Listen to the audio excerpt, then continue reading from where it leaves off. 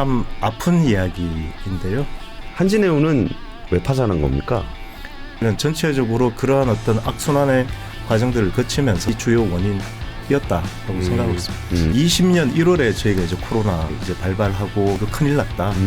어렵게 정부에서 이런 해서 만든 배들이 들어오는데 코로나라는 게 생겨서 수요가 줄면 어떡하지? 20년 하반기 정도부터 그 상황이 반전되는 게 그러한 것들이 아주 극단적인 호황을 가져왔다라고 보고 있습니다.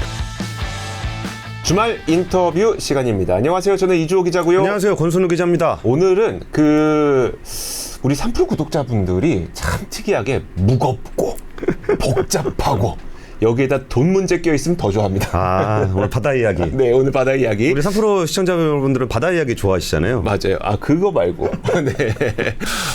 그러니까 이런 해운 산업에 대해서 이야기를 해볼 텐데 사실 해운 산업에 대해 일반인들이 우리가 궁금해하기란 쉽지 않을 것 같아요. 사실 우리가 사용하고 있는 거의 한 85% 정도는 배를 통해서 오기 때문에 이게 만약에 문제가 생기면 이게 문제구나를 알지만 문제가 없으면 마치 공기처럼 아무 문제도 없는 것처럼 이렇게 인식하고 살기 어려운 게 해운 산업이기 때문에 이 해운 산업에 대한 이야기를 들어볼 건데 어떤 식의 이야기를 들어봐야 되는 거예요? 오늘 그냥 모셔서 얘기 들어보면 됩니다. 우리 또 바다 사나이. 바다 사나이? 어떤 분입니까? 한번 모셔보도록 하죠. 해양진흥공사 윤상호 본부장님 모셨습니다. 어서 오세요. 안녕하세요. 예, 안녕하세요. 반갑습니다. 예, 해양진흥공사 윤상호입니다. 진짜 뭔가 이미지가 바다 사나이 같은 느낌. 오늘 특별히 옷 색깔을 맞춰서 입고 왔습니다. 아쿠아맨 느낌? 네. 바다하고는 어떤 경험, 인연들이 있으십니까? 예, 우선 제가 이제 대학 졸업하고 다닌 전 직장이 이제 해운 선사였고요. 선사에서 약 한 졸업하고부터 지금까지 바다. 25년 현재 근무하고 있는 해양진흥공사 역시 바다와 관계되는 하는 곳인데 한 7년. 그래서 지금 32년째 지금 바다와 관계되는 일을 하고 있습니다. 반평생을 그냥 현대상선 다니시다가 해양진흥공사에서 진흥 업무를 하고 계시군요.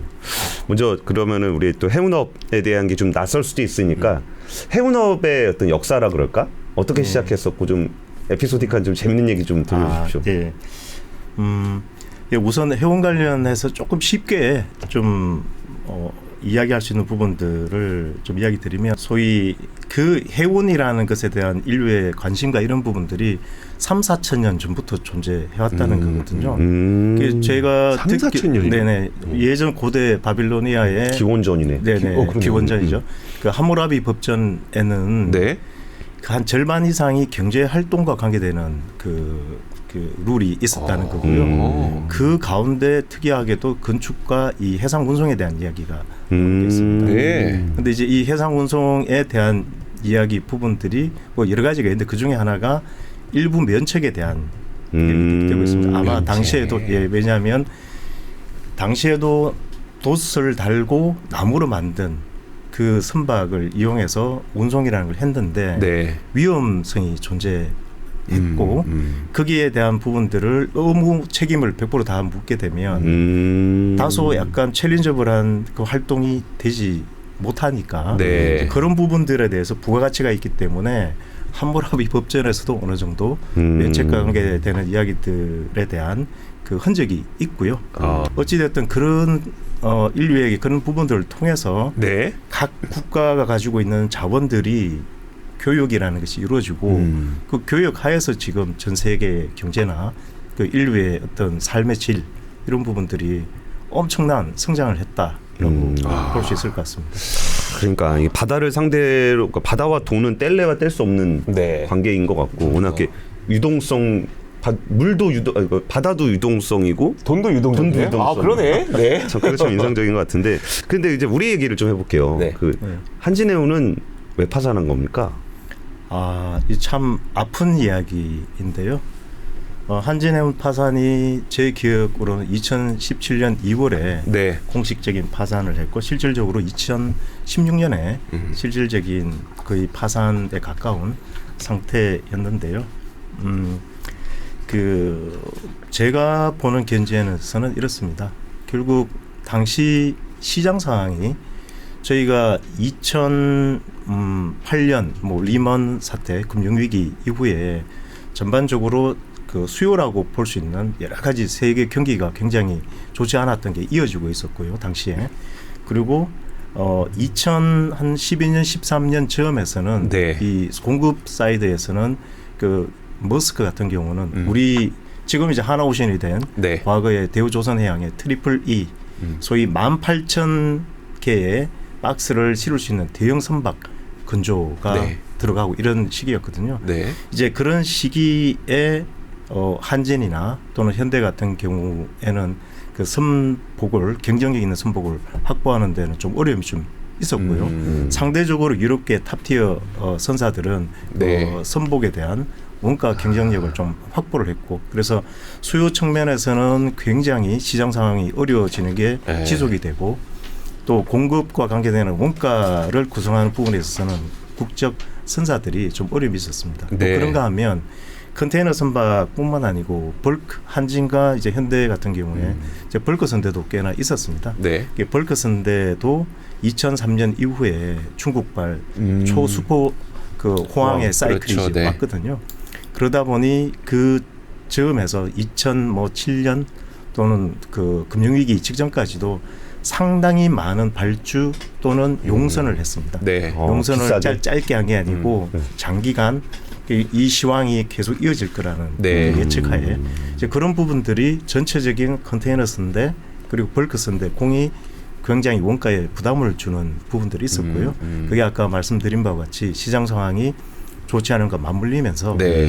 굉장히 좀 어려웠던 부분들이 있었습니다. 그리고 조금 더 하나 더 말씀드리면 두 번째는 이제 그건 이제 기업 자체의 어떤 이슈들이라고 볼 수 있고요. 네. 또 하나는 이제 금융과 관계. 저희 이제 한국해양진흥공사가 이제 하는 부분들이 금융이 주업인데 금융과 관련해서도 좀 살펴보면 선박은 최근에 거의 큰 사이즈의 선박들은 뭐 수천억 한 척에 네. 합니다.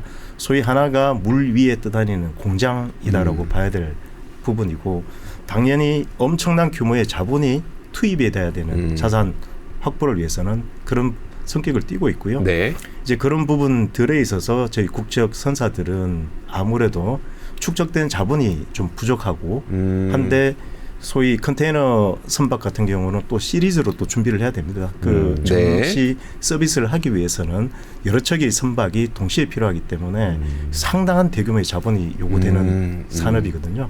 근데 이제 아까 말씀드린 유럽계 선사들과 비교하면 유럽계 선사들이 과거부터 축적된 네. 자본이 좀 크게 있다 보니 자기 부담, 소위 은행에서 빌리는 돈 못지않게 네. 자기 돈을 통해서 배를 확보하는 게 큰데 이제 국내 국적 선사들은 상대적으로 그 포션이 굉장히 낮다 보니까 네. 시장 상황이 불황으로 떨어지고 또 기계 지속이 되는 상황에서는 예를 들어 80% 90%의 빚이 있는데 네. 그 차주들 저희와 같은 금융기관들 입장에서는 소위 LTV 관리를 하면 담보물에 대한 LTV 네. 관리가 필요하게 되죠.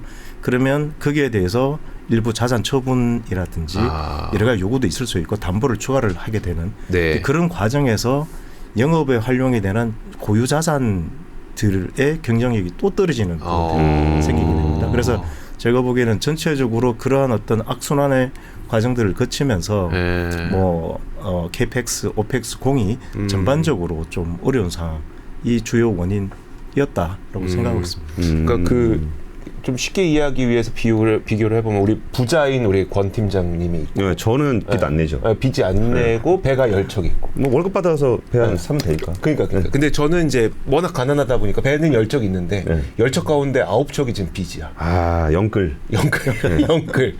그러면은 이제 상황이 좋을 때야 저도 돈 벌고 하는데 그러니까 상황 안 좋아졌을 때는 여긴 버틸 수 있고 예. 나는 못 버티게 돼갖고 은행에서 적어도 배 한 3척 정도는 파셔야지 저희가 이제 계속 차환이죠? 네, 해줄 수 있습니다. 이렇게 돼버리면 네. 경쟁력이 안 생겨버리는 거네요. 네. 그게 이제 우리나라의 해운 산업에 갖고 있었던 굉장한 취약점이었었고 네. 그게 그래서 이제 금융이 해운 산업에서 어떤 역할을 해줄 수 있는지를 우리가 어슴풀에나마 알 수 있게 됐던 계기였었네요. 네. 그런 부분들이 이제 한진해운이 파산이 되고 네. 제가 이제 근무를 하고 있는 한국해양진흥공사 출범과도 좀 연결이 되는 부분인데요. 네. 당시에 여러 여론으로부터의 이야기들도 있었고 또 정부 입장에서도 내용에 대한 분석이 있었는데요. 지금 말씀드린 그런 부분들이 핵심적일 수 있다고 해서 저희 한국해양진흥공사법이 2018년 1월에 네. 이제 만들어지게 되고요. 그리고 2018년 4월에 해양수산부가 해운재건 5개년 계획이라는 걸 발표를 하게 됩니다. 이 주요 내용은 세 가지 꼭지가 있는데요. 네. 하나가 안정적인 화물 수요와 관계되는 부분들이고요. 두 번째가 공급 사이드인 경쟁력 있는 선박이고요. 네.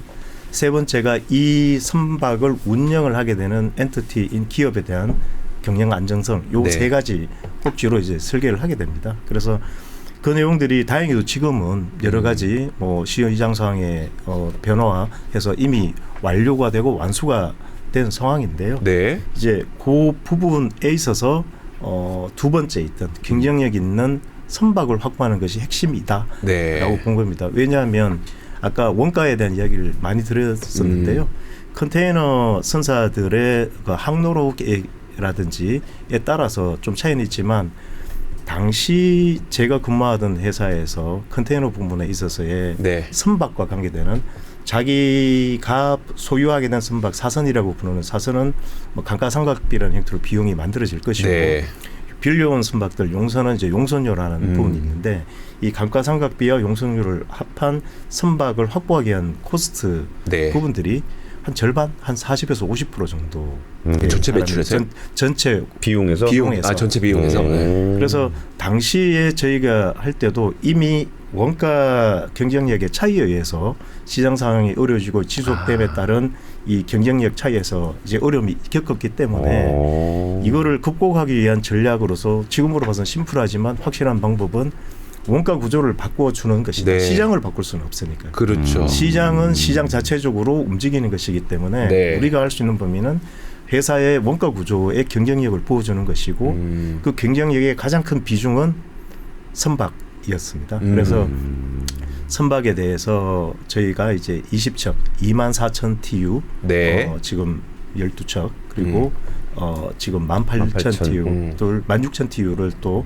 8척을 하게 되는 전체 큰 사이즈의 메가 컨테이너십 20척에 대한 투자에 대한 정부 차원의 의사결정이 있었던 것이고요. 그게 약 3조를 넘는 전체 투자가 됩니다. 그 굉장히 쉽지 않은 겁니다. 그게 네. 아까 어려운 시기에 거의 파산을 하고 하는 그 업계에 있어서 당시 상황에 있어서의 일반적인 금융기관에서 그러한 투자가 있기는 힘든 것이었고요. 그렇죠. 당시 이제 한국 그 정부 입장에서는 네. 과감하게 이제 투자를 의사결정했고 그것이 정말 또 운 좋게 지금 아마 기억을 하시겠습니다만 코로나 네.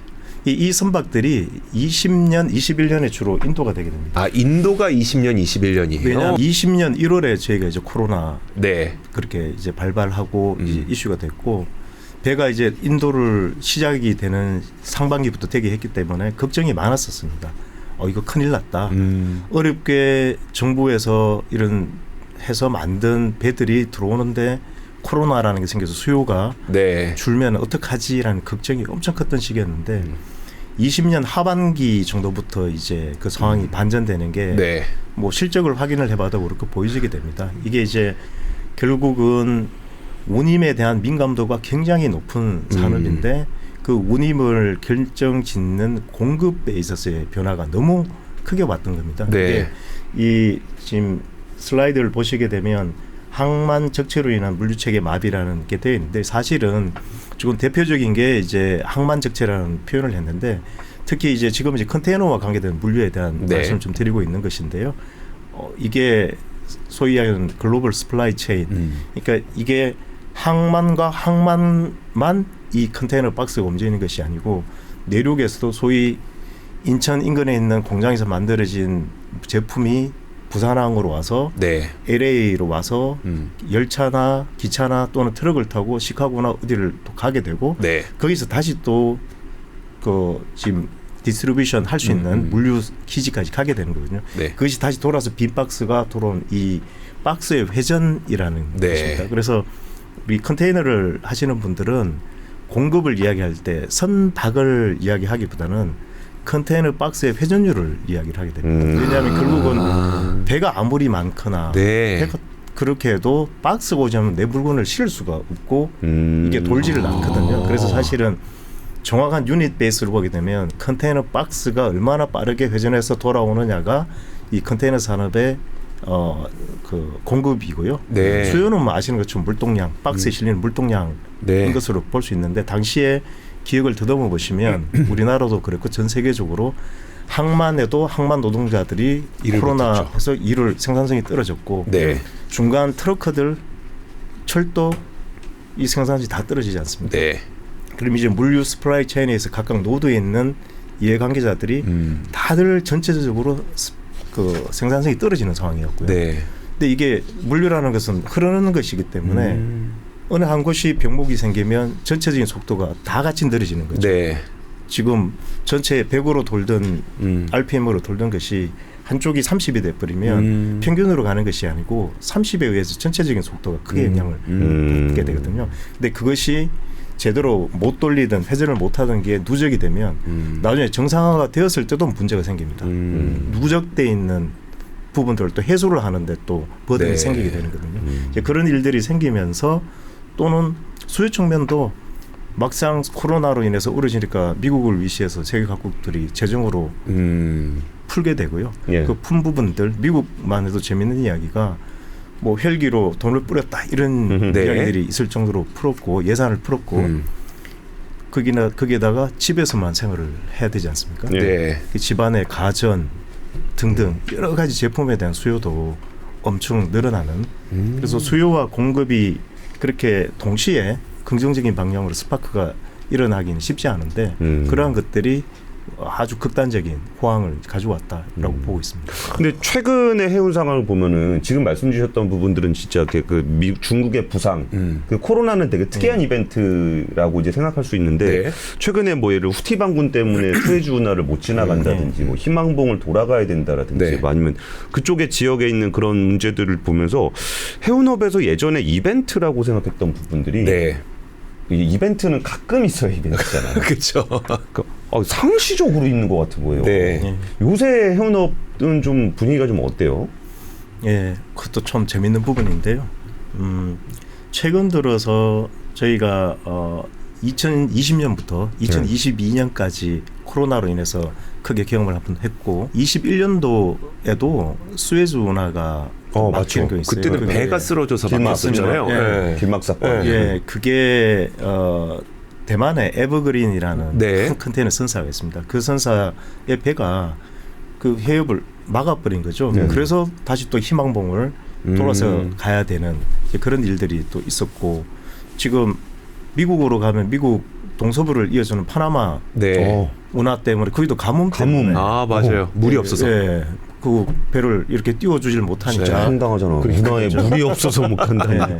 그리고 또 전쟁 지금 아까 후티 반군 이야기하셨는데 뭐 지금 그 수에즈와 관계되는 전쟁뿐만 아니고 지금 우크라이나 러시아 전쟁도 있지 않습니까? 그래서 지금 말씀 주신 최근에 한 4, 5년을 이렇게 놓고 보면 거의 일어나기 쉽지 않은 일들이 너무 동시다발적으로 이어서 계속 지금 발생하고 있어서 앞으로는 이런 것들을 일종의 상수로 고민을 해야 되는 생각이 듭니다. 그래서 저희가 이제 해운을 볼 때 수급에 따른 전통적인 저희 이제 시장 상황을 예측을 할 때는 23년도도 사실 그래서 어느 정도 조금 많이 운임이라든 이런 것들이 많이 떨어졌었거든요.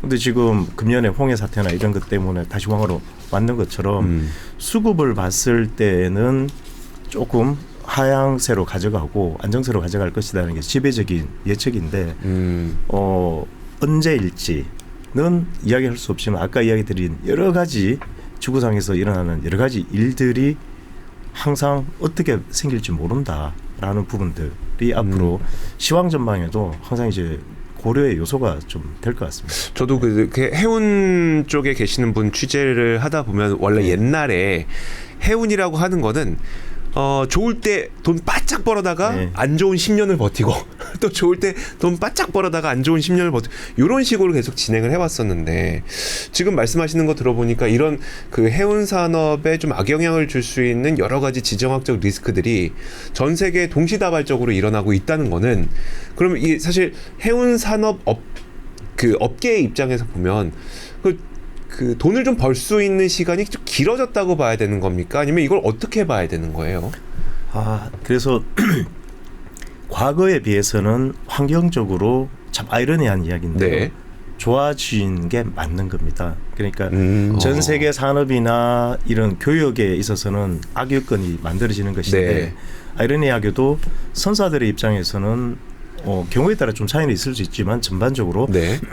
그 운임이라는 부분에 좀 긍정적인 요인으로 작용해왔고 할 가능성이 높다. 그래서 여기서 저도 이 업에 종사하면서 드는 생각 중에 하나가 이 글로벌 스플라이 체인의 이해관계자 노드별로 이렇게 이해관계자들이 있으면 기술의 발달로 인한 어떤 부가가치나 생산성에 따른 가치나 이런 부분들은 어떻게 보면 어느 정도 좀 페어하게 이제 나눠 갖는 것이 좀 공평해 보이는 부분들이 있는데요. 네. 과거에는 좀 그러지 못하지 않았느냐는 생각을 갖고 있습니다. 예를 들면 과거에 이제 10,000TU, 10,000개의 박스를 선적할 수 있는 컨테이너 선박, 10,000TU짜리 선박이 10년 지난 다음에 18,000TU를 하는데 가격의 차이가 거의 없어요. 배 가격이요? 네, 배 가격이. 그러니까 물론 여러 가지 자재나 여러 가지 그 나름의 또 수급이라는 게 조선에도 있기 때문에 있겠지만 조선 기술의 발달이라는 것도 큰 부분들이거든요. 네. 그러면 원래는 그러한 어디에서든 이 오리진이 돼서 만들어냈더라도 가치를 키울 수 있는 요인이 만들어지면 그것에 관여하는 자들이 어느 정도는 이제 나눌 수 있으면 안정적으로 이게 시스템이 돌아가는 게 되는데 과거에 그 부분들을 상당 기간은 화주들이 많이 누린 거죠. 왜냐하면 전체적인 시장은 계속 그 성과나 여러 가지가 떨어졌고 전체적으로 코스가 다운돼 있는데 그 부분이 너무 낮게까지 가다 보니 한진해운과 같은 선사들은 버티지를 못하는 부분들이 있고 그 기간 동안 화주라고 불리는 일반 그 수출 입법자들은 조금의 그 혜택을 좀 더 많이 누린 그런가 하면 조선소도 좋지가 않았었거든요. 그렇죠. 네. 이제 그런 부분들이 있어서 저는 드는 생각이 한 번의 경험이 생긴 거거든요. 그러니까 과거의 긴 시기 동안 화주들의 입장에서 선사나 물류 기업들의 가벌이라기보다 좀 더 우위에 있는 입장에서 봤던 것들이 최근 몇 년 동안 입장이 바뀌는 상황들이 좀 있다 보니 제가 향후에 기대하는 것은 이 노드에 있는 각각 그 이해관계자들이 어느 정도는 서로 안정적으로 갈 수 있는 예를 들면 뭐 컨테이너도 조금의 긴 텀의 계약을 통해서 상호간에 이쪽은 프로큐먼트에 대한 운송에 대한 예산에 대한 관리를 좀 안정화시키고 선사들은 시장 플럭추에이션 생기는 것에 대해서 좀 안정성을 좀 확보하는 그런 부분들이 좀 분위기가 조금씩 조성이 되고 앞으로 좀 만들어지면 그 서로 간의 윈윈이 될 수 있지 않을까 이런 생각도 해보게 됩니다. 저는 안 될 것 같습니다. 저도 쉽지는 않을 것 같습니다. 아니 이거 돈 완전히 그 제로 싸움에 가까운 게임을 평화롭게 조율을 해보는 게 좋지 않냐 뭐 이런 얘기 하시는데 사실 현실은 그렇지 않잖아요. 근데 사실 우리가 그 한진해운하고 이제 어쨌든 현대상선을 살릴 때도 돈이 많이 들었단 말이죠. 그 당시에 그 얘기도 많이 했어요. 이거는 지금 현대상선이나 한진해운의 문제는 배가 많아서 생긴 문제 아니야 전 세계적으로. 그러면은 전 세계적으로 배가 많아서 생기는 문제면 우리나라 해운사가 왜 필요하냐? 그냥 그러네요. 외국에 선대 많고 싸게 준다는 데 있으면 거기다 태우고 가면 되지. 뭐 그랬었단 말이죠. 그러면은 뭐 그냥 그 얘기부터 먼저 여쭤볼게요. 그러니까 해운업이라는 게 되게 중요하고 평화롭게 뭘 해야 되고 뭐 그런 상황도 있지만 그 우리나라 국적 해운사가 필요한 이유는 뭐예요? 저희 나라 국적선사가 필요한 이유는 최근에 그것도 한 번 더 입증이 된 것 같습니다. 이제 예를 들어 코로나 상황이나 지금 또 금년도도 뭐 홍해, 뭐 후티 반군 사태 등등 또 이스라엘 전쟁 이런 부분으로 인해서 이제 어려움을 겪게 되니까 소위 그 얼라이언스라는 개념이 있고 각 국적 선사 또는 선대라는 개념이 존재하기 때문에 지금 예를 들면 중국에서 전반적인 공급 부족으로 운임이 올라가는데 수출을 해야 될 게 많으면 선박을 얼로케이션하게 됩니다. 컨테이너 선사는 정시적으로 세계 각국의 항구를 들러서 짐을 싣고 내리는 일을 하게 되는데 네. 예를 들어 더 많은 운임을 주는 데에 더 많은 얼로케이션, 소위 선복에 대한 배분을 해버릴 수가 있는 거죠. 네. 그러면 국적 선사가 없고 중국적 선사가 있으면 저희는 이제 피더링을 해야 되겠죠. 네. 중국이 한국을 기항하지 않게 되면 상해에 저희가 피드를 이용해서 상해까지 짐을 보내고 상해 실어야 되면 추가적인 코스트가 더 생기게 되겠죠. 그러니까 저희 수출입 업자 입장에서 역으로 수입도 마찬가지가 되니까요. 네. 저희 모항이 부산항이라는 큰 전 세계적인 항이 있는데 국적 해운 선사가 없다면 네. 그러한 특별한 상황들이 생기면 어떻게 될까라는 부분들이 있고요.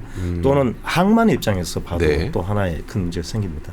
부산항은 우리 수출입의 기지로서 잘 성장시키고 지속을 시켜야 되는데 모항을 기항하는 국적 선사가 없다면 항상 불확실성이 더 크게 열리게 되는 거죠. 물론 이제 지정학적인 위치, 부산항의 위치가 있기 때문에 환적이나 이런 효율성이 있기 때문에 어느 정도의 그 물량은 된다라고 하지만 네. 그게 또 치열한 경쟁이 있기 때문에 모항을 기한 국적 선사가 있고 그 선사가 포함되어 있는 얼라이언스가 있고 그 얼라이언스는 일의 원칙 중에 하나가 얼라이언스 멤버들이 모항으로 있는 항이 있으면 우선적으로 기항을 한다라는 네. 부분들이 있거든요. 그래서 저는 뭐 말씀을 안 드려도 국가 수출입에 대한 비중이나 이런 부분을 봤을 때도 아까 모두의 네. 전 세계 물동량의 한 80에서 85, 80% 이상이 선박을 통해서 되지만 저희 나라는 99.7%입니다. 물량 기준으로. 그 항공을 통해서 가는 게 뭐 한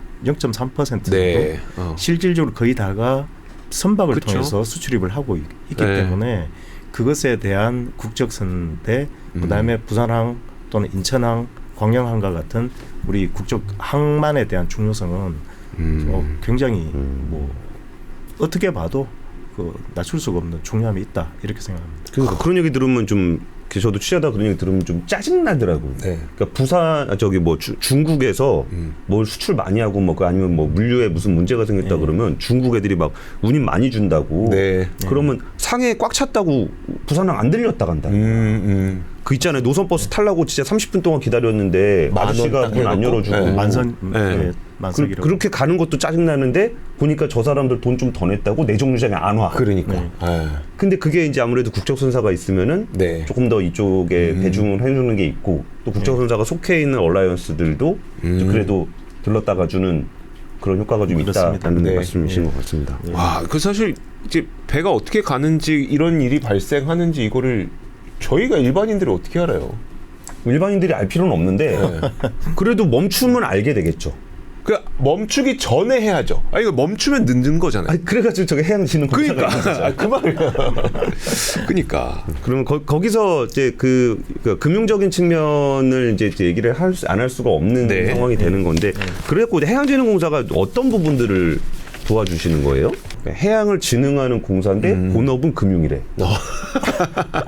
이게 어떻게 연결이 되는 건지 좀 설명 좀 부탁드리겠습니다. 해양진흥공사 역할을 좀 얘기 드리려면 조금 더 다시 설립 시점으로 돌아가 보는데요. 네. 설립이 되기 전에도 이런 선박 금융을 조금은 도와주고 활성화시키기 위한 정부 차원의 노력은 있었습니다. 그 노력들이 지금 2009년에는 그 자산관리공사죠. 그게 자회사 경포선박 운용이라는 회사를 만들어서 어려운 선사들의 유동성을 공급해주는 네. 일종의 뭐 자산담보부 대출을 기능을 해주는 그런 회사가 있었고요. 또 2015년에는 한국해양보증보험이라는 회사를 만들어서 그 민간 금융이 불확실성 때문에 들어오지 못하는 부분들을 커버해주는 특히 후순위에 대한 보증 부분들을 위해서 그 해양보증보험이라는 회사를 설립을 했습니다. 그런가 하면 2017년에는 한국선박해양이라는 회사를 또 만들어서 투자적인 부분들을 지원할 수 있도록 하는 부분들이 있었는데 그럼에도 불구하고 2017년 2월에 한진이 파산을 했고 이렇게 흩어져서는 영향이 흩어져서는 어려움이 있다라고 판단하고 이 기관들 그 한국 선박해양과 투자를 전담하는 회사 그리고 해양보증보험이라는 보증을 담당하는 회사와 근데 여기에 두 개의 회사는 이제 금융을 담당하는 회사였고 당시 해양수산부 산하기관으로 발족시키기 위해서 뭔가 이렇게 된 게 시장 상황을 읽는 능력의 부족이었다. 시황에 대한 판단이 중요한데 그래서 한국해운거래정보센터라는 기관이 있었습니다. 그래서 금융에 대한 투자 보증에 일을 하는 엔티티와 해운 거래와 관계해서 정보를 시황을 읽는 그 능력을 가진 기관을 세 개를 합쳐서 만든 것이 한국해양진흥공사이고요. 그러다 보니 기존에 있던 일반적인 금융의 기능과는 조금 달라지는 부분들이 해운 시황 분석이라든지 해운에 관계된 또 좀 전문적인 부분들을 통해서 금융으로서 갖게 되는 불확실성에 대한 진취적으로 가기 힘든 부분들을 좀 자체적으로 커버를 해보자는 취지에 만들어졌고요. 이제 그런 부분들의 결과로 지금 저희가 작년 말까지 저희가 해양금융이 주 업무이니까요. 투자 보증을 도합해서 유동성 공급까지 해서 약 한 12조 정도 엑스포저가 지금 만들어졌고요. 12조면 6년이 경과가 됐으니까 연평균 한 2조 원 정도의 시장 엑스포저를 지금 만들고 있습니다. 이게 큰 틀에서의 이야기인 거고요. 근데 이제 저희가 이제 국회나 여러 여론으로부터 왜 HMM만 도와주고 있느냐라는 이야기를 좀 많이 들어서요. 저희가 이제 2018년에 만들어지면서 첫 번째 미션은 국적 원양 선사를 정상화를 시키자. 그리고 현재는 5개년 계획에 중요한 부분들도 그것이 포함이 돼 있었기 때문에 거기에 대한 거대한 20척에 대한 투자도 했고 했었는데 21년 정도부터 이제 우리 국적선사의 상황이 좀 나아지고 저희도 본격적으로 중소선사에 대한 지원을 내부적으로 많은 고민을 좀 했었습니다. 이제 그렇게 해서 중소선사에 대한 저희 소위 세일앤리즈백이라고 하는데 조금 뭐 본질은 선박담보부 대출과 같은 것이죠. 그런 것들이 과거에 이제 캠코가 많이 해주던 부분들이었는데 캠코는 아무래도 불확실성에 대한 그런 부분들이 있다 보니 허들이 문턱이 있어서 중소선사들에게는 좀 혜택이 가지 못했던 부분들이 있었습니다. 그래서 그에 대한 유동성 공급을 기존 그 캠코가 했던 한 연간 한 2천억 정도의 규모의 유동성 규모의 저희가 한 2,500억 정도씩 해서 시장에 대한 유동성 제공을 한 2배로 좀 키우는 효과가 있고요. 또 저희가 주로 지원을 하게 된 선사들이 중소형 선사들에 대한 지원이 주로 이루고 있습니다. 그래서 실질적으로 조금 금융에 도움을 받기 어려운 선사들에 대한 지원을 좀 복식적으로 시작을 했고 지금 금년 들어서는 저희가 이제 중소선사 특별 지원 프로그램이라는 걸 만들었고요. 이 내용이 과거 2년 전에도 있었는데 규모가 5년 동안 한 2,500억 원, 연평균 한 500억 정도씩 중소선사들만 대상으로 지금 지원을 하겠다. 그리고 그게는 이제 저희 그 할인이라든지 요율에 대한 할인이나 이런 것들이 포함이 되어 있었는데요. 금년에 저희가 그 내용을 2배로 키웠습니다. 5천억, 연 1천억 정도로 키웠고 대상도 작은 선사가 외항을 뛰는 선사가 있고 내항이 있는데 과거에는 외항만 했던 부분들을 내항까지 저희가 커버를 하는 걸로 넓히고 해서 본격적인 어떤 중소선사들에 대한 연한을 포함한 지원이 금년부터 이제 시작이 되고 있고요. 조금 더 말씀을 드리면 저희가 이제 중소선사들이 중소기업법에 따른 분류에 따른 중소선사들이 갖고 있는 자산의 비중이 전체 선사들의 자산 비중에서 약 한 4% 정도 됩니다. 근데 저희가 6년 동안 지원을 한 엑스포즈의 비중이 전체에서 약 10% 정도 되고요. 금액 기준으로 그렇고요. 근데 금액을 떠나서 이제 건수로 보게 되면 한 30에서 40%가 이제 중소선사에 대한 지원이 됩니다. 그래서 이제 한간의 오해를 조금은 불식을 시키기 위해서 좀 드리는 말씀인데 소위 1,000억, 2,000억 하는 선사들이 한번 그들은 그 선박이 필요하니까 도움을 줬는 부분들을 저희 중소선사들이 하게 되면 100억, 200억 이렇게 지원을 하게 되니 저희가 그 차이가 좀 생기는 것이 있다. 그럼에도 불구하고 저희가 이제 더 많이 중소선사들의 지원을 위해서 지금 더 많은 노력을 하려고 하고 있고요. 이제 금융 이외에도 저희가 여러 가지 작은 선사들이 어려운 부분들이 이제 아무래도 그 시장 정보라든지 또는 재무에 대한 부분들 또는 회사를 알리고 하는 부분들에 대한 이 부족분이 있다고 생각해서 저희 자체 내부적으로 이제 컨설팅 사업도 지금 하고 있습니다. 여러 어떤 중소기업들을 선정을 해서 네. 재무적인 전문가와 함께 저희 내부 전문가 그리고 외부 전문가 함께해서 컨설팅을 도와주고 또는 심지어는 IR 머티리얼 만드는 홍보와 관계되는 네. 지원 크지는 않지만 지원해주고 있는 부분들도 있습니다.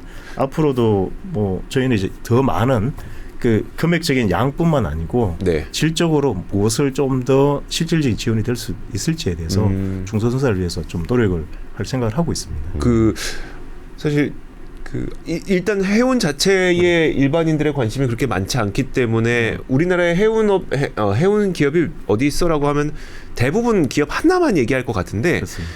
방금 말씀하셨던 중소선사가 우리나라에 얼마나 많이 있어요? 중소선사를 외항과 내항을 좀 나눠서 말씀드려야 될 것 같은데요. 네. 지금 한국해운협회 외항 내항이 뭡니까? 외항은 소위 국내항을 떠나서 타국가의 수송을 하는 걸 외항이라고 보시면 될 것 같고요. 소위 카보타지 그리고 국내 연안을 이동을 하면서 이렇게 수송을 하면 내항이다라고 보시면 될 것 같고요. 그래서 외항에 해당되는 부분들은 한국해운협회에 이제 그 외항 선사들의 이제 협회가 있고요. 네. 그게 약 한 160에서 70개 정도 회원사가 있습니다. 그렇게 많아요? 중에 그 중에 이제 제대로 워킹을 하는 게 한 150여 개 되는데 그 가운데 어느 정도 이름을 듣거나 규모에 대해서 사이즈가 되는 게 한 20여 개 정도 보시면 될 것 같고 나머지 120-30여 개의 외항의 중소선사가 있다고 보시는 게 맞을 것 같고요. 내항으로 오게 되면 훨씬 더 많은 내항 선사들이 있습니다. 내항을 움직이는 뭐 포항 울릉도, 뭐 인천 제주, 뭐 목포 제주, 삼천포 제주, 뭐 등등 많은 항로에 또 최근에는 저희가 지원을 했습니다만 여수 거문도라든지 그러니까 남도 위주의 어떤 내항 선박들. 근데 여기는 이제 도소민들의 생활과 직결이 되는 교통권에 대한 부분들로 볼 수도 있고 좀 한 발 더 나가게 되면 지역 경제 관광이라는 게 굉장히 중요한 요소인데 거기에도 이제 수송에 도움을 주는 부분들이 있어서 금년도에 저희가 하나 조금 모델이 될 만한 부분들이 그 7월에 저희 기항을 했는데요. 저희가 이제 투자를 해서 그 여수 거문도의 캐속선이 하나 투입이 됩니다. 하멜호라고 되게 되는데요. 이 부분에 대해서도 상당히 큰 의미가 있다. 그래서 저도 이 업무를 보면서 과거 한 6년 동안 주로 이제 큰 선사들 위주의 어떤 지원에 이런 고민들을 하다가 지난 7월에 제가 이거 하멜호의 행사에 갔었는데 또 색다른 느낌이 있었습니다. 그 섬 주민분들이 와서 거의 뭐 우시는 분들도 있고요. 여러 가지. 그래서 저희 한국해양진흥공사가 앞으로 좀 해야 될 역할들이 금액적인 규모에 있는 부분들뿐만 아니고 이런 지역에 있는 꼭 필요한 부분들에 대해서도 좀 많은 역할이 필요하겠구나라고 생각하고 있고 좀 더 많은 고민을 통해서 더 많은 프로그램 준비하려고 하고 있습니다. 그러니까 진짜 좋은 배 새로 사가지고 그 노선에다 투입을 하게 되면은 그 배값 좀 뽑으려 그러면은 돈을 많이 내야 되는데 근데 도서 주민들이 그 돈을 내기는 좀 부담스럽죠.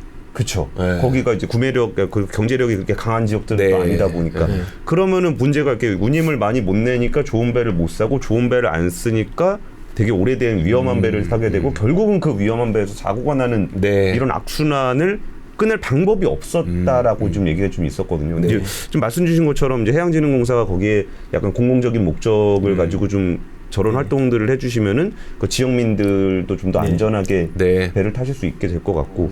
그럼 여기에서 이제 지원되는 방식은 어떤 방식이 좀 지원이 되고 있어요? 네, 이게 아까 말씀하신 것처럼 경제성이 가장 중요하지 않겠습니까? 이 지속적으로 이 선박의 운용 모델이 가려면 핵심은 경제성인데 근데 이제 지역별로 말씀처럼 부가가치나 이런 부분들이 매칭을 못하는 부분들이 있어서 근데 또 상당 부분 그 정부 중앙정부에서 재정으로 일부 지원되는 항로나 내역들이 있는가 하면 또 지방자치단체 지자체 입장에서도 역할을 하고 있습니다. 그래서 예를 들어 저희가 아무리 공공적인 역할에서 하려고 해도 금융이라는 부분들이 또 있다 보니 한계성이 일부 있습니다. 그래서 저희는 일반 금융기관 또는 타공적 금융기관보다는 더 공격적이고 적극적으로 지원을 해야 된다는 생각을 하고 있으나 한계라는 것이 있는데 그 한계 부분은 아까 말씀드린 정부, 좀 지자체와 함께 뭔가 역할이 필요하고 이번에 저희가 하메로의 투입 부분에 있어서도 네. 뭐 여수시 그다음에 해양수산부의 지원과 그들로부터의 어떤 보전에 관계되는 부분들이 네. 있고 또 그것에 대해서 과감하게 또 들어가는 저희의 역할이 있어서 가능했던 것이다라고 봅니다. 그래서 이런 연안에 대한 도시민의 교통 권리라든지 또 각 지역별 뭐 관광을 포함해서 여러 가지를 활성화시키는 경제적인 걸 활성화시키는 부분에 있어서는 중앙정부, 지자체, 저희와 같은 그 공적 기관들이 협업을 해서 좋은 모델이 여러 개가 지금 나오고 있기 때문에 네. 좀 더 확대시켜 나가는 것이 필요하다고 생각합니다. 너무 과대하게 보는 걸 수도 있겠지만 우리가 요즘에 뭐 그 소멸 이야기, 그러니까 지방 소멸 이야기 많이 나오잖아요. 사실 이런 교통편이 있어야 지방 소멸 이야기가 좀 덜 나올 수 있는데 물론 교통편이 있다고 거기에서 거주하시는 분들이 갑자기 막 급격하게 늘어나거나 그러지는 않겠습니다만 적어도 이제 관광이라도 사람들이 놀러 오게 되면 거기에서 자영업으로 먹고 사실 수 있는 환경이 좀 조성되는 측면이 분명히 있다 보니까 단순히 그냥 거주권 그다음에 이제 그 여행권이라고 해야 될까요? 뭐라고 하나요? 그러니까 갈 수 있는 권리 그런 걸 보장한다는 개념보다도 진짜 그 지역을 좀 살리는 역할이 될 수 있었으면 좋겠네요. 이런 것들이. 네. 알겠습니다. 그 요즘에 그러면 그 해운업에서 배 가격이 네. 계속 올라가고 있잖아요. 그 좀 해외 시장으로 가자 그러면. 근데 보니까 왜 이렇게 뭐 배값이 계속 올라가냐 그랬더니 이제 일단 조선소에 주문 많이 들어간 것도 있는데 네. 똑같은 배를 만들어도 이제 그 친환경 선박 네. 만들면서 듀얼 퓨엘 엔진을 해갖고 엔진 2개 넣고 뭐 하면은 더 비싸다. 네. 그런 얘기들 좀 하던데 그 친환경 변화가 그 해운 쪽에는 좀 어떤 영향들을 미치고 있어요? 네. 지금 저희 해운 쪽으로는 가장 큰 화두 중에 하나가 친환경화입니다. 지금 사실 한 3, 4년 전만 해도 두 가지에 대한 이야기를 봤거든요. 네. 환경 변화. 하나는 친환경 규제에 대한 대응을 어떻게 할 것인가. 또 다른 하나는 디지털라이제이션에 대한 대응을 어떻게 할 것인가였는데 먼저 이제 환경 규제에 대한 이야기는 점점 피부로 이제 와닿게 되었습니다. 특히 이제 EU와 그다음에 IMO의 규제가 각각 지금 되고 있고 네. EU가 훨씬 더 강하게 이제 규제를 하고 있죠. 그런데 이런 것들이 EU는 벌써 금년부터 EU ETS가 적용이 되고 이 유럽을 기항을 하는 뭐 소위 HMM이나 펜오션과 같은 선사들은 이미 금년도에 피부로 느끼는 이 비용으로서 직접 이 재무제표에 반영이 되는 수준이 되다 보니 제가 느끼기에는 이제는 선사들이 미래 환경 규제에 대한 준비 이런 부분들에 대한 체감 속도가 조금씩은 다행스럽게도 좀 빨라지고 있고요. 네. 또 반면에 그 규제 당국들의 규제에 대한 속도도 또 빨라지고 있습니다. 지금 MEPC, IMO MEPC 81차에서 나온 부분들도 2050년까지 한 절반, 2008년 대비 한 절반 정도의 탈탄소에 대한 목표치를 가자라는 제로로 가자라는 이야기들이 지금 2050년까지 100% 가자라는 이야기로 바뀌고 속도가 더 빨라지고 규제의 내용이 더 구체화되고 실질적인 경제적인 가치로서의 그로서 지금 오는 부분도 시작이 되고 있는 단계이기 때문에 다들 여기에 대한 관심은 굉장히 올라갔고요.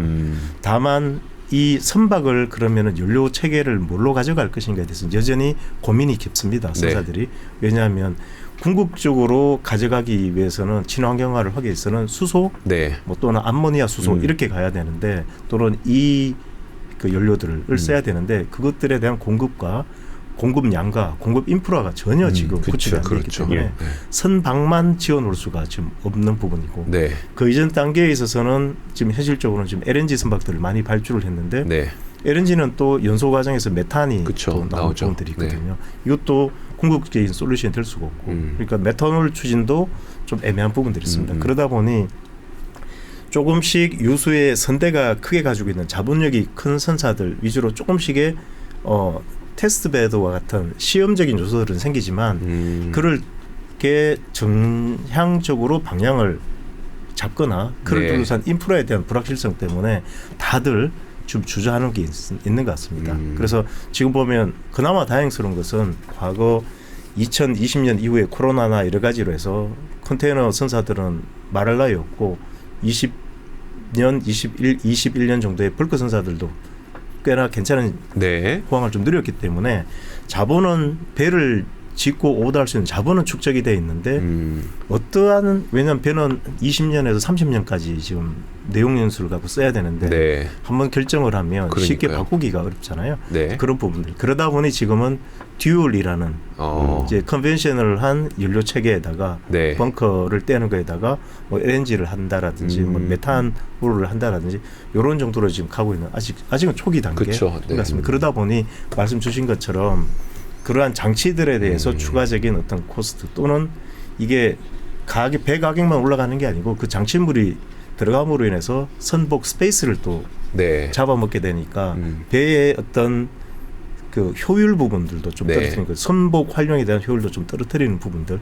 등이 있어서 그런 여러 가지 여건들을 시장 상황과 또 봐야 되지 않겠습니까? 시장이 좋은데 네. 뭐 그런 부분들을 많이 또 지금 굳이 해야 되냐 이런 부분들이 있는 것 같아서요. 조금은 방향성이나 필요성이나 이런 부분들은 인지를 하고 있고 가는 건 분명한데 네. 그 방향성에 대한 그 어떤 선박을 어떤 식의 지을 것인지 또는 어떻게 인프라가 따라와 줄 것인지를 보면서 조금 변화가 생기지 않을까 보고 있고요. 여기에 대해서 저희 공사 내부의 리서치에 따르면 네.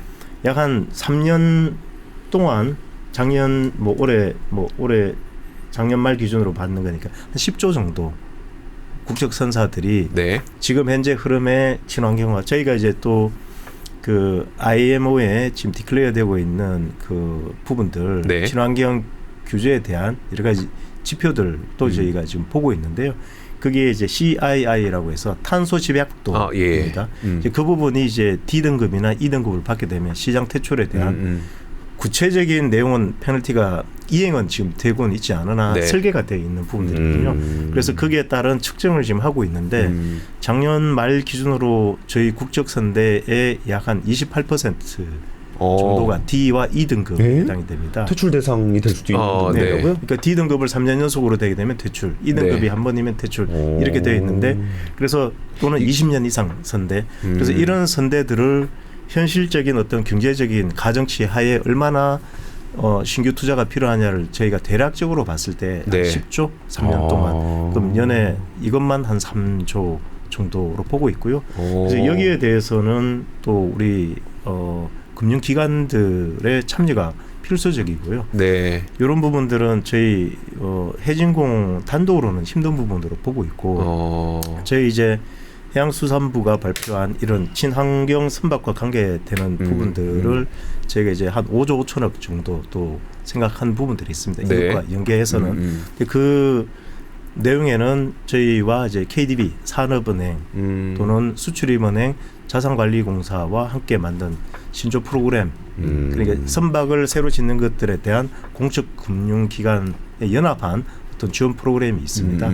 그 부분 그리고 저희와 또 산업은행이 또 만든 펀드 이게 그린 그 오션 펀드라고 네. 해서 그런 부분들 등등을 포함해서 한 5조 5천억 정도의 자금을 준비를 하고 그 시장의 어떤 의사결정에 따라서 도와드리려고 지금 준비를 하고 있는 부분들이 좀 있습니다.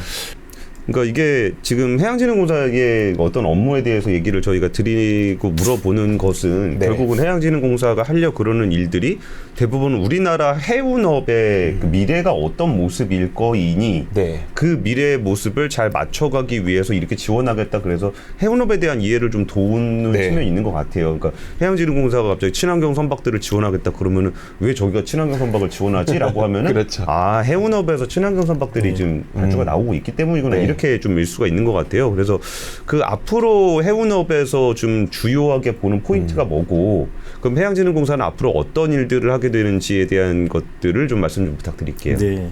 우선은 오늘 주로 제가 선박 금융과 관계되는 이야기들을 많이 드리게 되었는데요. 네. 근데 지금은 사실 그 관점의 변화가 필요하다고 생각합니다. 지금은 특히 이제 컨테이너 물류와 연관지어서 주로 지금 말씀드리고 있는데요. 글로벌 스플라이 체인에 대한 관점으로 접근을 해야 된다라고 네. 생각하고 있고요. 예를 들면 지금 여러 화주 기업들이죠. 화주 기업들도 세계 각 지역에 지금 직접 어떤 투자라든지 공장이나 이런 부분들을 만들어가는 부분들이 있고요. 또 우리 유수의 선사들도 소위 종합 물류하라고 합니다. 그러니까 해운 해상 구간, 마린 구간에 있어서의 서비스만 하는 것이 아니고 육상에 있어서의 소위 이야기하는 뭐 원스톱 서비스죠. 그렇게 해서 준비하는, 그러다 보니 이제 M&A 같은 부분들도 왕성하게 최근 한 5년 동안 일어났던 것 같습니다. 이제 그런 부분들에 반해서 저희 국적 선사들은 조금 어려운 시기에 이제 간신히 조금 이제 좀 추스리는 모양새다 보니 그러한 부분들에 있어서는 생각할 겨를이 좀 없었다는 게 맞는 것 같고요. 근데 이제는 어느 정도 자본이 좀 생기고 했기 때문에 어떤 물류 전반적인 인프라 시설에 대한 투자, 선박 이외에도 각 세계 각국 주요 거점 항만에 대한 투자라든지 또는 내륙 물류 시설에 대한 투자라든지 아니면 수송 수단과 관계되는 철도나 트럭과 관계되는 회사들에 대한 투자 등도 이제 많이 필요하다고 생각을 하고 있고요. 그래서 이제 이러한 부분들을 좀 적극적으로 해야 되는 생각이 하나 있는가 하면 최근에 저희가 요소수라든지 국가적으로 봤을 때 필요한 재화에 대한 여러 가지 공급망의 어려움 때문에 국민들이 겪은 불편함, 어려움들이 많았지 않습니까? 그러다 보니 최근에 이제 정부 차원에서 조금 준비한 내용도 한 2가지 정도가 보이는데요. 그 하나가 이제 제가 일하고 있는 저희 한국해양진흥공사의 공사법 개정이 금년 1월에 지금 진행이 되었습니다. 그래서 법 개정을 했구나. 그 주요 내용이 뭐냐면 저희 한국해양진흥공사의 공사법 1조의 목적을 보게 되면 대형 원양 선사를 살리자라고 되어 있지가 않고요. 그래요? 네. HMM을 살리자라고 되어 있는 게 아니었습니까? 대한민국 해운산업 경쟁력을 강화해서 지금 국가 경쟁력을 제고시킨다. 이렇게 되는데요. 해운산업 경쟁력에는 아까 말씀드린 바와 같이 선박만 필요한 것이 아니고 항만과 관계되는 노드별 여러 가지 시설물들에 대한 경쟁력이 함께 필요하게 됩니다. 그래서 이제 이런 부분들에 대한 확보를 지금 저희 국적 원양 선사 또는 해운 재건 5개년 계획의 성공과 더불어 저희도 조금의 이제 여력이 좀 생기고 있기 때문에 거기에 대한 고민들이 있었고 그것이 금년 1월에 공사법 개정이고요. 그 주된 내용이 이렇습니다. 저희가 그린필드, 소위 항만을 초기에 그린필드 개발할 때 저희가 원래 할 수는 없었습니다. 그것을 이번에 법 개정을 통해서 개발 초기 단계부터 소위 브라운필드라고 불리는 시설물이나 다 구축이 된 다음에 지분에 대한 투자 또는 시설물에 대한 투자 금융 부분들은 가능했지만 그린필드에서 개발 단계에서는 불가능했던 부분들을 이번 법 개정을 통해서 가능하게 한 부분이 하나가 있고요.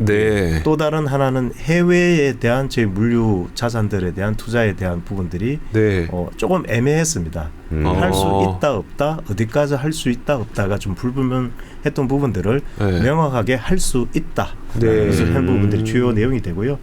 또 거기에 따라서 금년에 본격적으로 저희가 조직도 좀 확대하고 그 분야에 대해서 역할을 하기 위해서 여러 노력들을 하고 있습니다. 그런가 하면 두 번째는 이제 정부에서 지금 공급망 약식으로 부르게 되면 6월에 공급망 안정화법을 시행을 하게 됩니다. 그래서 이 내용에 그 공급망에 대한 안정화가 필요한 품목을 지정을 하고요. 또 서비스를 지정을 하게 됩니다.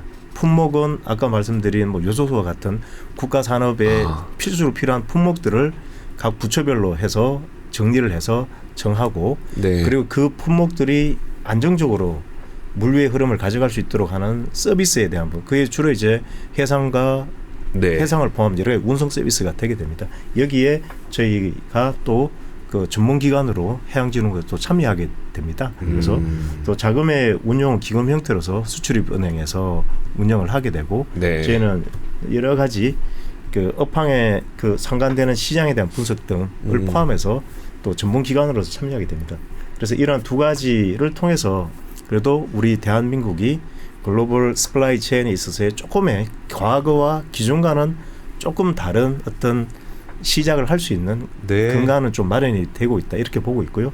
그래서 마지막으로 제가 이 소회를 조금 말씀드리면 저는 초도에 말씀드린 바와 같이 32년 차 바다와 함께 특히 해운과 함께 이 삶을 이제 영위하고 있는데요. 요즘 미래산업이라는 것에 대한 생각을 하게 됩니다. 제가 3,000년, 4,000년 전에 그때 당시에 가장 미래 산업은 아마 수송, 해상 운송이었을 수 있습니다. 모험적이고 네. 그랬던 그런 산업.